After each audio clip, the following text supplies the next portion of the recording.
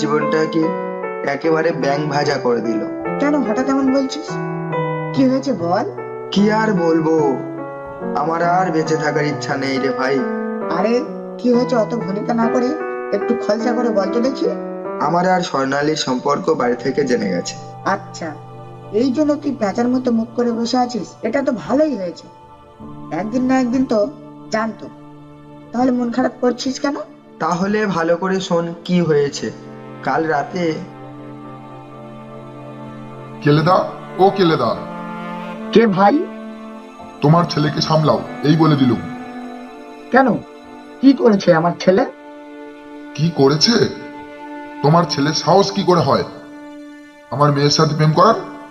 কি বলছো এসব? কই, আমরা তো জানি না। ঠিক আছে, ওকে আসতে দাও। জানো না? ছেলেকে আমার মেয়ের পিছনে লেলিয়ে দিয়ে আর এখন বলছো জানো না? তোমার ছেলে জানে না যে একটা নিচু জাতের ব্যাঙ হয়ে আর একটা উঁচু জাতের ব্যাঙের সাথে প্রেম করছে?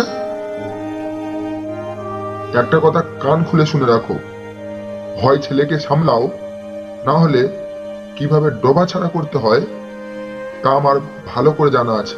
কথাটা যেন মনে থাকে।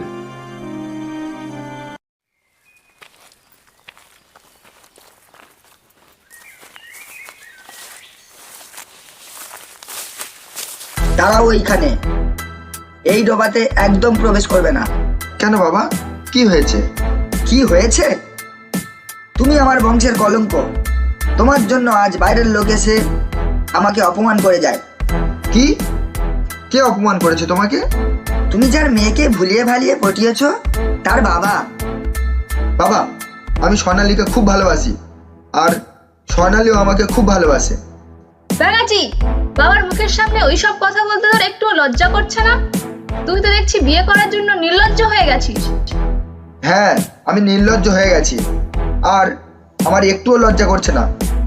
কারণ তোমরা মনে হয় আমাকে বিয়ে দেবে না। আরে হ্যাঁ মা, তোমাকে কতবার বলেছি আমাকে বেয়াচি বলবে না।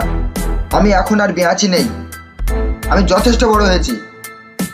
তাই আমি এখন ব্যাঙ, আর আমার বিয়ের বয়স হয়েছে। তাই সবার সামনে আমাকে বেয়াচি বলে আমাকে লজ্জা দিও না তো। ব্যাঙাচি, মুখে মুখে তর্ক করিস না বাপ আমার। ছেলে এখন বড় হয়ে গিয়েছে, তাই ছেলের এখন বিয়ে দেওয়ার প্রয়োজন।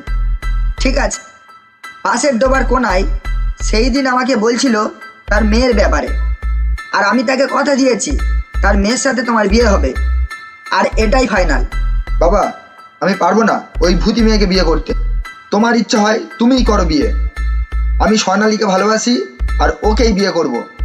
আর যদি বেশি জোর করো আমাকে, তাহলে আমি সাপের মুখে প্রাণ দিয়ে দেব, এই বলে রাখলাম।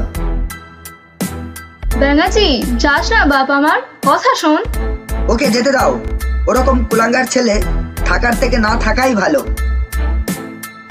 এবার বল কি করব আমি? তুই স্বর্ণালীর সাথে দেখা কর, তারপর দেখ ওর কি অবস্থা আর ও কি চায়। ও যদি রাজি থাকে তাহলে ওকে নিয়ে পালিয়ে যা। প্রথম প্রথম সব বাড়িতে ওই রকমই বলে, ওই রকম একটু আধটু ঝামেলা হয়, তারপর দেখবি সবাই মেনে নিয়েছে। আর যদি তোরা একবার পালিয়ে গিয়ে বিয়ে করে নিতে পারিস, তাহলে সবাই মেনে নিতে বাধ্য। ঠিক আছে, কিন্তু এখন কিভাবে আমি ওর সাথে দেখা করি বলতো? ওকে কি এই সময় বাড়ি থেকে বেরোতে দেবে? ঠিক আছে, আমি দেখছি কোনোভাবে ওকে খবরটা দিতে পারি কিনা। বল, যদি দেখা করতে পারি তাহলে কোথায় দেখা করতে বলবো ওকে।